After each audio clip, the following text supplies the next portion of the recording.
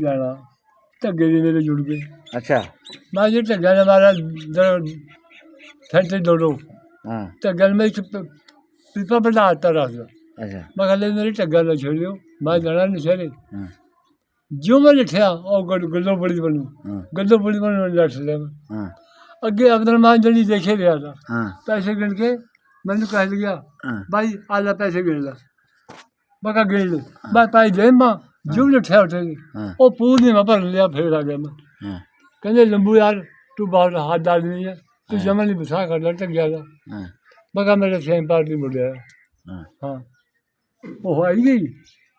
आए पैसे मैं कहा थोड़ा बाप ने रखे थे सेम पाल हाँ तोबा तोबा कहते नशहरे जी नशहरे जी तोबा जाता पुटे गल ने कदे भी नहीं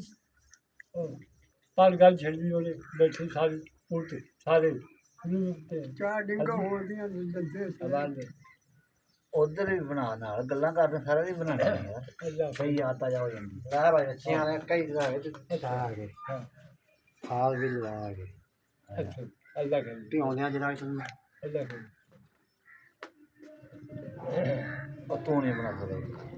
अल्लाह करे पूरा कर लाल चपड़ दी बनाओगे सलाह बनाए हाँ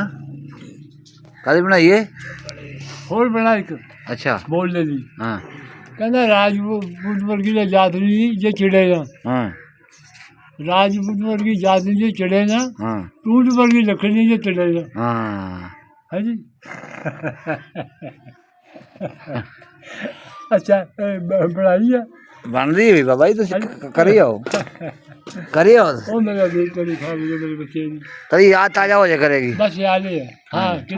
ਕਿਤੇ ਕਰੂੰਗੇ ਠੱਕਰ ਗਿਆ ਨੇ ਗੁਨਾਹ ਗੰਦ ਯਾਦ ਕਰੂੰਗੇ ਦਨ ਚੇਮਨ ਦੀ ਦਸਤਾਂ ਤੂੰ ਤੇ ਕਰ ਪਾਵੇਗਾ ਹਾਂ ਹਾਂ ਮੈਂ ਕਹਿੰਦਾ ਤੂੰ ਦਸਤਾਂ ਇਹ ਕਹਾਵਤ ਨਹੀਂ ਹੈ ਠੰਡਾ ਹੋ ਇਹਨੇ ਰਾਜਪੁਰ ਦੇ ਜਾਤ ਨਹੀਂ ਜੇ ਚੜੇ ਨਾ ਟੂਟ ਵਾਲੀ ਲੱਕੜੀ ਜੇ ਚੜੇ ਨਾ ਹਾਂਜੀ ਇਹ ਕਹਾਵਤ ਹੀ ਹੈ ਕਹਾਵਤ ਹੀ